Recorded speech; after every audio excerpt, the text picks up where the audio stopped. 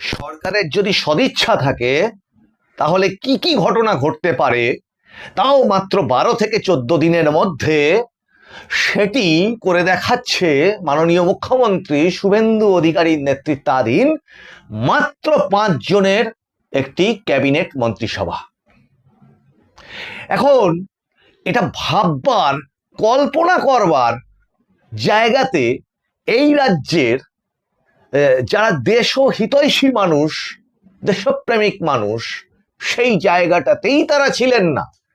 তার কারণ এই সমস্ত ভাবনা, কল্পনা করা, আশা করা, এই সমস্ত কিছুই ভুলে গেছিল এই গোটা পশ্চিমবঙ্গে বসবাসকারী এই বাঙালি জাতটা। এই জাতিটাই ছিল কিন্তু পৃথিবীর সর্বোৎকৃষ্ট কাজগুলি যেগুলো আছে, আবিষ্কার থেকে শুরু করে, বৈজ্ঞানিক আবিষ্কার থেকে শুরু করে সাহিত্য, শিল্প, সমস্ত কিছু শ্রেষ্ঠতম জায়গাতে পৌঁছে যাওয়া একটি জাতি।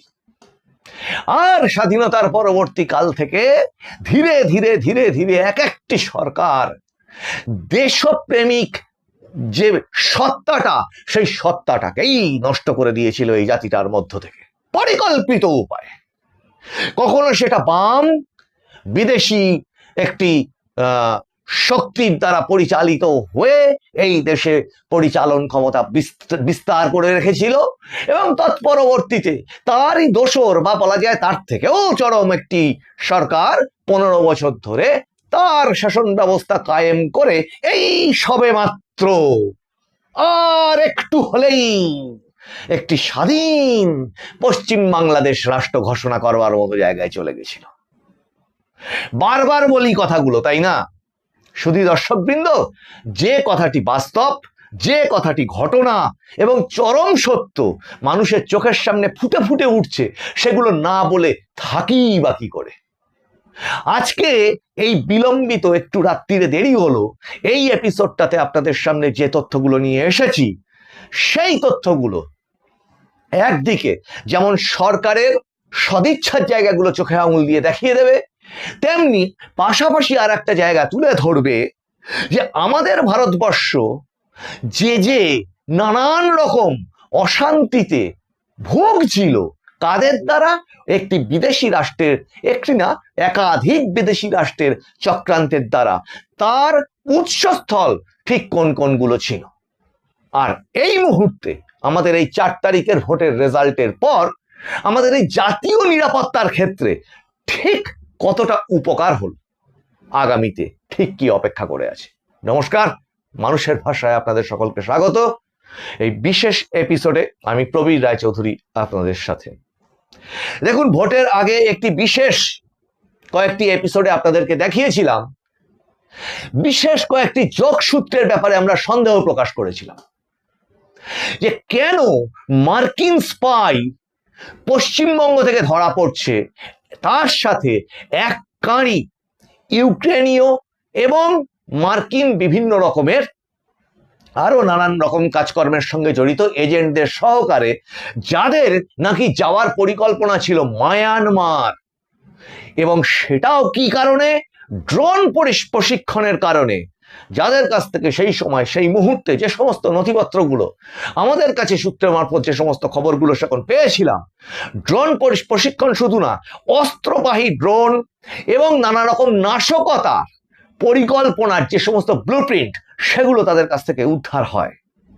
তারও আগে যদি কিছুটা আগে চলে যাওয়া হয়, এই পশ্চিমবঙ্গের মাটি থেকেই, এই উত্তর 24 পরগনা, দক্ষিণ 24 পরগনা, মুর্শিদাবাদ, মালদা, সীমান্তবর্তী বিভিন্ন জেলাগুলো থেকে, ওই সুদূর উত্তরবঙ্গের কোচবিহার থেকে পর্যন্ত, তার প্রত্যন্ত গ্রামগুলি থেকে পর্যন্ত কেন কেন কেন এমন এমন সমস্ত জঙ্গি কার্যকলাপের জঙ্গিদের সন্ধান পাওয়া যায়, যাদের যোগসূত্রগুলো গিয়ে ওঠে শেষ পর্যন্ত পাকিস্তানের বিভিন্ন রকম জঙ্গি গোষ্ঠীদের সঙ্গে। যোগসূত্রগুলো পাওয়া যায়, তাদের সিম, তাদের কাছে পাওয়া নথিপত্র, তাদের সমস্ত রকম কার্যকলাপের যে বিস্তারিত হিস্ট্রি, সেগুলো এবং আগামী যে সমস্ত পরিকল্পনা এই দেশব্যাপী নাশকতার, তাদের কাছ থেকে পাওয়া সম্ভব হয়েছিল এর আগের বিভিন্ন তদন্তগুলোতে। কখনো এনআইএ, কখনো নিজেদের মানে সিবিআই এর কোনো তদন্তের মাধ্যমে তদন্ত হতে হতে এগিয়ে গিয়ে সেটা এনআইএর হাত পর্যন্ত পৌঁছয়, অথবা অন্য রাজ্যের কোনো পুলিশ কোনো একটি তদন্তে এসে এই রাজ্য থেকে এদের সন্ধান পেত। কেন পেত? এই সূত্রে আমি বারবার করে সন্দেহ প্রকাশ করেছিলাম যে এই বাংলাদেশ শুধুমাত্র বাংলাদেশি ওই জামাতি চক্রান্ত শুধুমাত্র ওর মধ্যেই লিমিটেড নয়, এই দেশকে সামগ্রিকভাবে আনরেস্ট করবার একটি লঞ্চিং প্যাড হিসেবে ব্যবহৃত হচ্ছিল পশ্চিমবঙ্গের এই সীমান্তবর্তী জেলাগুলো। এখন দিনের আলোর মতো পরিষ্কার হয়ে গেছে, যখন বাংলাদেশের নির্বাচন কমপ্লিট হয় তখন জামাতের জয়, একটি নির্দিষ্ট জায়গায় 68টা আসন কনসলিডেটেড একটা জয়, সেটা কোথায়? পশ্চিমবঙ্গের সীমান্তবর্তী এলাকাগুলো। আর আমাদের এই রাজ্যের নির্বাচন কতটা কঠিন ছিল এই চিত্রটা দেখলে বোঝা যায় যে অতগুলো বিদেশি আগ্রাসন, বিদেশি ষড়যন্ত্র এবং দেশের মধ্যে থাকা একটি রাজ্যে বিদেশি একটি সরকার, তাদের সম্পূর্ণ পরিমাণে দেশবিরোধী কাজকর্ম এবং দেশীয় রাষ্ট্র ক্ষমতার যে সমস্ত সাংবিধানিক যে সমস্ত ক্ষমতাগুলি বা তার যে মেশিনারিজ, ভোট মেশিনারিজ, এই সমস্তগুলোকে বিকল করে দেওয়া, ভোটার তালিকাকে বিকল করে দেওয়া এবং জাল ভোটার কার্ড, জাল আধার কার্ড, বিভিন্ন রকম ডকুমেন্ট, ব্যাংকিং ক্ষেত্রে বিভিন্ন রকমের জালিয়াতি, মানে জাল নোট ছড়ানো থেকে শুরু করে আরো কিছু, দেশের অর্থনৈতিক ব্যবস্থাকে পঙ্গু করে দেওয়া হাওয়ালার মাধ্যমে টাকা পাচার করে, এগুলো তো ছিলই। তার সাথে যদি যোগ দেন কখনো মাছের পেটের মধ্যে সোনা পাচার, ড্রাগ পাচার, একটি ড্রাগ র্যাকেট। ভোট কি বলবো, মন্ত্রিসভা গঠন হওয়ার পরেই বিধায়ক শঙ্কর ঘোষ তিনি উত্তরবঙ্গে একটি ড্রাগ র্যাকেটকে ধরেন এবং সেটি তাদেরকে পুলিশের হাতে হস্তান্তর করেন। সেই নেপাল যোগ, ভুটান, নেপালের পার্শ্ববর্তী জায়গা থেকে যে চীনের আগ্রাসন, সেটা। আর এদিকে যদি এসে যান বাংলাদেশের, হঠাৎ করে কিছু কিছু গোষ্ঠীর তাদের নেপালের সঙ্গে খুব বন্ধুত্ব, খুব তাদের মহান মহান ভাবা, এই জায়গাগুলোকে যোগ দিন, ছেঁড়া পাতাগুলোকে সব যোগ দিন। ওদিকে ট্রাম্পের এত বেশি মাথা ব্যথা যে তার ডান হাতকে পশ্চিমবঙ্গে পাঠিয়ে দিতে হলো ভোটের রেজাল্ট বেরোনোর ঠিক পর। কেন? প্রশ্ন উঠছে কেন? একটি বিশেষ মার্কিন চক্রান্ত, যে মার্কিন চক্রান্তটা চাইছিল যে পশ্চিমবঙ্গের মাটিতে ওই টিএমসি সরকারটাই থাকুক, ট্রাম্প মূল কংগ্রেস ওটাই থেকে যাক। সেন্ট মেরিন বলে যে দ্বীপ, সেই দ্বীপে মার্কিন সেনার উপস্থিতি কেন বাংলাদেশে? কেন রোহিঙ্গাদের বাংলাদেশে একটি নির্দিষ্ট জায়গাতে আশ্রয় দান করা দীর্ঘদিন ধরে? কেন হাসিনা সরকার পতনের পর দেশের বিপ্লবটা, তাদের দেশের শুদ্ধিকরণের বিপ্লবটা নাকি হঠাৎ করে, কেন, কি কারণে ভারত বিরোধী বিপ্লবে পরিণত হয়ে গেল? কেনই বা একটি রাজনৈতিক বিপ্লব, তোমাদের দেশের মাটিতে তোমরা যা খুশি করো, যে সরকারকে রাখো ইচ্ছা করো, যে সরকারকে নিয়ে বিপ্লব করো, অভ্যুত্থান করো, খুব ভালো কথা, সেখানে বেছে বেছে হিন্দুদের হত্যা করা কিসের কারণে? এই সব ছেঁড়া পাতা যদি এক জায়গায় করেন, আর এই মুহূর্তে আমাদের রাজ্যে যে সরকার চলছে সেই সরকারের মাত্র 12-14 দিনের হিস্ট্রি যদি নেন ঠিক এই জায়গা থেকে, তাহলে কি দেখা যাচ্ছে? একটি রাজ্যের সরকারের সদিচ্ছা থাকলে কাঁটাতার জমি হস্তান্তর, বর্ডার উন্মুক্ত, বর্ডারকে নিশ্ছিদ্র নিরাপত্তা বেষ্টনীতে ঘিরে ফেলা কত দ্রুত সিদ্ধান্তে হতে পারে। এবং যখনই সেখানে কাঁটাতারের বেড়া দিতে যাচ্ছে, সেখানে দৃশ্যগুলো দেখতে পাচ্ছেন যে কি পরিমাণে হট্টগোল হচ্ছে এবং সেই কাঁটাতারে বাধা সৃষ্টি করা হচ্ছে বিজিবির তরফ থেকে, ওপারের বাংলাদেশের বিভিন্ন মানুষজনের তরফ থেকে। কেন? এত সমস্যাটা কোথায়? এবার আসুন সরকারের আরো যদি বললাম না সদিচ্ছা যদি থাকে, 18 মাস ধরে পড়ে থাকা দুটো প্রান্তকে, কলকাতার দুটো প্রান্তকে জুড়তে মাত্র সময় লাগলো 120 ঘন্টা। তাহলে ভেবে দেখুন রাজস্ব আদায়ের ক্ষেত্রেও মাত্র কদিনে 2 কোটির বেশি টাকার যদি রাজস্ব আদায় হতে পারে, যেখানে ছিল মাত্র 13 লক্ষ টাকা। এগুলো সব চোখে আঙুল দিয়ে দেখিয়ে দিচ্ছে যে একটি সরকারের সদিচ্ছার সদর্থক ভূমিকা, তাও কি মাত্র 5 জনের ক্যাবিনেট মন্ত্রিসভা। সেই মন্ত্রিসভা এই দ্রুত বেগে কাজ করে এই কাজগুলো করতে পারছে। সেখানে যেমন চুরি চামারি অসাধু কাজকর্ম যারা করেছে তাদের রেয়াত করা হচ্ছে না, অবৈধ নির্মাণ ভাঙার ব্যাপারে কোনো আপোষ করা হচ্ছে না। এই দৃশ্যগুলো যেমন চোখের সামনে ফুটে উঠছে, তেমনি দেশের এই জায়গাগুলোকে যদি পরিষ্কার পরিচ্ছন্ন না করা যায়, যে পরিমাণে রেভিনিউ লস হতো আমাদের এই রাজ্যে, 8 লক্ষ কোটি টাকা ঋণ যেভাবে আমাদের এখানে দানছত্র করা হয়েছে বিভিন্ন রকম ভাবে, আর কেন্দ্রের পাঠানো একটার পর একটা প্রকল্পের বিভিন্ন রকম জনহিতকর প্রকল্পের টাকা যেভাবে পকেটে পুড়েছে ওই চোরের দল, সাধারণ মানুষের কাছে পর্যন্ত সেগুলো পৌঁছয়নি। তার ফলবশত গড়ে উঠেছে কুচো নেতাদের ইমারত।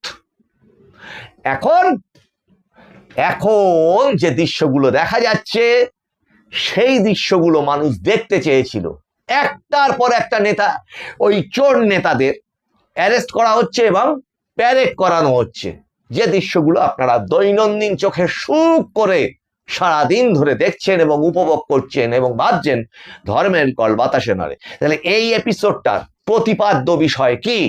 প্রতিপাদ্য বিষয় হচ্ছে এই, মাননীয় প্রধানমন্ত্রী নরেন্দ্র মোদী তিনি ভোটের আগে জনসভা থেকে বলেছিলেন, কি বলেছিলেন? সারেন্ডার করে নাও, এখনো সময় আছে 29 তারিখ পর্যন্ত। তারপর কিন্তু আর পালানোর পথ পাবে না। 4 তারিখ সরকার মানে ভোটের রেজাল্ট বেরোবে, ভারতীয় জনতা পার্টির সরকার গঠন হলে খুঁজে খুঁজে হিসেব হবে। আইনের রাস্তায় তাদের খুঁজে নেবে এবং হিসেব হবে, এবং সেই হিসেবটাই হচ্ছে। আশ্চর্যের বিষয় কি জানেন? যে এই রাজ্যটা, ওই যে বলা হচ্ছে সোনার বাংলা, এই রাজ্যটা সুজলা সুফলা পশ্চিমবঙ্গ, তাতে আসতে চলেছে শিল্পের জোয়ার। আর যেখানে একটি দল তার অস্তিত্বহীন হতে চলেছে, সেখানে গণ ইস্তফার জোয়ার এসেছে এইবার। কাউন্সিলর, প্রধান, মেম্বার, কর্মাধ্যক্ষ, সভাপতি, সভাধিপতি, অমুক তমুক নাম, যা যেখানে যেখানে যেখানে যা যা কিছু ছিল, এত এত এত পদত্যাগ কেন? 91 তো শুধু ঘোষিত সংখ্যা মাত্র 91-92টা, লাইন দিয়ে যা রয়েছে সে তো কয়েক হাজার। এই মুহূর্তে যা রয়েছে তাতে করে তো অচল হয়ে যেতে বসেছে সমস্ত পৌরসভা পঞ্চায়েতগুলো। কাউকে কোথাও কিচ্ছু ভেঙে দিতে হচ্ছে না, যে যার মতো ইস্তফা দিয়ে যে যার রাস্তা দেখে নিচ্ছে। কেন? প্রশ্ন হচ্ছে কেন? এবং হঠাৎ হঠাৎ অনেক অনেক সাংসদের বিবেক জাগ্রত হচ্ছে। তিনি নাকি বা সেই সমস্ত মাননীয় সাংসদ, মাননীয়ারা, তাদের হঠাৎ মনে হয়েছে ওই সমস্ত অপকাজগুলো নাকি তারা দলের মধ্যে প্রতিবাদ করেছিলেন। কিছু কিছু অভিনেতা যিনি বলেছিলেন রগ্রাণী দিবস পালন হবে, তাদের বিবেক জাগ্রত হয়ে উঠছে, আর হওয়ার পরে আরো বেশি ধিকৃত হচ্ছেন। আমি যাদেরকে বলতাম কুবুদ্ধিজীবী। কাজেই আমরা এই এপিসোডগুলোতে যেগুলো বলতাম, সেই সমস্ত কথা আজকে মানুষের সামনে সত্যি প্রমাণ হচ্ছে। একটাও সেইগুলো কিন্তু ভুল প্রমাণ হচ্ছে না। এই কুবুদ্ধিজীবীদের কল্পনা করতে পারবেন না, এক একজন সিনেমা আর্টিস্ট, এক একজন গায়ক, হুগলি থেকে শুরু করে হাওড়া, উত্তরবঙ্গ, বিভিন্ন রকম রিসর্ট, এদের কি বিশাল বিপুল সম্পত্তি আগামী দিনে আরো উন্মুক্ত হতে চলেছে। তাহলে শুধুমাত্র সিনেমায় ওইটুকু অভিনয় করে, নাটকে অভিনয় করে কি এত বিপুল সাম্রাজ্য, এত বিপুল প্রপার্টি করা সম্ভব? সেগুলো আগামী দিনে ওই পেঁয়াজের খোসা চালানোর মতো যেমন সব খুলে পড়ছে, সেগুলোও আগামী দিনে দেখতে পাবে। কিন্তু এর সঙ্গে যে নিউজটা এই এপিসোডে ব্রেক করতে চলেছি সেটা হচ্ছে এই দেশের অত্যন্ত স্বস্তির খবর, এই যে যোগসূত্রটা, যে ফান্ডিং ম্যাপ বলা হয় যাকে, আন্ডারওয়ার্ল্ড এবং যাকে বলা হয় অন্ধকার দুনিয়া, সেই অন্ধকার দুনিয়ার রাঘব বোয়াল, আমি এর আগের গত এপিসোডে খানিকটা হিন্টস দিয়েছিলাম, তারা ভাবলে অবাক হয়ে যাবেন। অবশ্যই আপনারা যাকে ভাবেন বা যাদের ভাবেন মুড়ো, যাকে বলা হয় মাথা, বড় বড় মাথা, না, এরা মেজো সেজো বা ছোট মাথা, এর থেকেও বড় বড় মাথা আছে, যাদের সেই রূপগুলো এখনো সমাজের সামনে আসেইনি। অপেক্ষা করতে হবে। সেইগুলো কারা? আপনি বলবেন যে সেগুলো বলে দিন। সে তো বলবে দেশের সরকার, বিচার ব্যবস্থা, তদন্ত তো প্রায় সেদিকে এগিয়ে কাছাকাছি চলে এসছে। কারণ এত কুচো ধরা পড়ছে, এত মেজো সেজো বড় ধরা পড়ছে, তা এদের অ্যারেস্ট তো সময়ের অপেক্ষা মাত্র। কিন্তু কেন নয় সেটা আজকে ওই যে দেখলেন অশান্তি নিকেতনে কলকাতা পুলিশ ঢুকলো, ঢুকে একটা টিভি মনিটর নিয়ে চলে আসলো। এই সমস্ত টুকরো টুকরো ঘটনাগুলোকে না উপেক্ষা করবেন না। ভাবলে পিছন তার সামনে কি নোটিশ গেছিল, সেই নোটিশের পাল্টা কি উত্তর দেওয়া হয়েছিল, তারপরে এইটুকু ভাবলে কি খুব কষ্ট হবে যে কলকাতা পুলিশ যে সমস্ত সিকিউরিটি ব্যবস্থাগুলো ওখানে রাখতো, সেই সঙ্গে সিসিটিভি ক্যামেরা যা কিছু থাকতো, তার সাথে একটা মনিটরও থাকা খুব স্বাভাবিক। সেটা নিয়ে কলকাতা পুলিশের যে শেষ অংশটুকু ছিল সেটাকে নিয়ে বাইরে চলে আসাটা কি খুব অস্বস্তিকর বা ভাবতে খুব কষ্ট হবে? তাহলে এইটা বাইরে নিয়ে আসার অর্থটা কি? যেখানে সেই বাড়িটির কেউ সদুত্তর দিতে পারেনি তার প্ল্যানিং এর, তাহলে যে কোনো সময় যা কিছু ঘটতে পারে। কি ঘটতে পারে? আইন মাফিক যা হওয়া তাই হবে। কিন্তু এরপর যে ব্রেকিং নিউজটার কথা বলছিলাম, আপনারা বলবেন যে বড্ড বেশি সাসপেন্স তৈরি করে রেখে দিচ্ছি। না, সাসপেন্সে তো আমরাও থাকবো, যতক্ষণ পর্যন্ত না সেটা আমরা চোখের সামনে বাস্তবে দেখবো, সাসপেন্সে তো আমরাও থাকবো। কিন্তু রাতের অন্ধকারে এখান থেকে এই রাজ্য থেকে সেই রাজ্য, ওই রাজ্য থেকে আর এক রাজ্য পালিয়ে গিয়ে কি হবে? ভানুয়াতুয়া দ্বীপপুঞ্জে বিনয় মিশ্র, তিনি কি ফিরলেন? তাহলে ফিরলেন যদি, তাহলে তাকে রাখা হলো কোথায়? তার সাথে তো অনেকটা যোগসূত্র এখনো বাকি আছে, তাই না? আর সেই বিদেশি বান্ধবী কারা? সেই বিদেশি বান্ধবীদের অ্যাকাউন্ট কেন ব্যবহার করা হয়েছিল?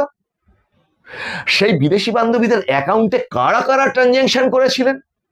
এই সমস্ত সূত্র আর বাংলাদেশ, দুবাই, এই সমস্ত সূত্র যদি এক জায়গায় করা হয়, যেটা নিউজ এখন সত্যের খবর, বেশ কিছু ভারতবর্ষের অন্যান্য সংবাদপত্র এবং অন্যান্য টিভি এবং সংবাদ মাধ্যম তারা মানে এই সূত্রে আরো খবর সংগ্রহ করায় নেমে পড়েছেন। সেটাও ইঙ্গিত করছে সেই একটা জায়গা, ফান্ডিং, একদম বিদেশি রাষ্ট্রের ফান্ডিং, এবং সেটা এসে কোথায় কোথায় কোথায় কোথায় অ্যাকচুয়াল হিট করত। সরকার খুব কঠোর নজরদারি দিয়ে এই মুহূর্তে বসে আছে। কোথায় কোথায় এখনো ছুটকো চাটকা হাওলা লেনদেন করে বাঁচার চেষ্টা করছে, কারণ ব্যালেন্স অংশটা তো প্রায় ওই চৈত্র মাসের শুকনো পুকুরের মতো ফুটি ফাটা হয়ে গেছে। সেখানে জল ঢাললেও লাভ নেই, মগের জল সেখানে যথেষ্ট নয়। আর তার পাশাপাশি এমনি মাটিতে নামছে, উন্নয়ন আর রাস্তায় দাঁড়িয়ে নেই। হুমকি হিসেবে উন্নয়ন এবার ঈশ্বরের দেওয়া বর্ষার মতো নেমে আসছে। সুজলা সুফলা বঙ্গভূমি যারা মরুভূমি শ্মশানের মতো করে দিয়েছিল, সেখানে নতুন জীবনের সৃষ্টি হচ্ছে। শুধু দর্শকবৃন্দ, যে সূত্রগুলোর ইঙ্গিত দিলাম, আগামী দিনে আমরা অবশ্যই তাকিয়ে থাকবো। আশা করি যে বুঝতে পারে তার পক্ষে এই ইশারাটুকুই যথেষ্ট। আপনাদের ভালো লাগলে আপনারা লাইক, শেয়ার, কমেন্ট করুন, সাবস্ক্রাইব করুন, আর ঘটনার দিকে নজর রাখুন। কি কি ঘটতে থাকে আপনারা নজর রাখুন। মানুষের ভাষার পর্দায়, মানুষের ভাষা সবার মনের কথা বলে। নমস্কার।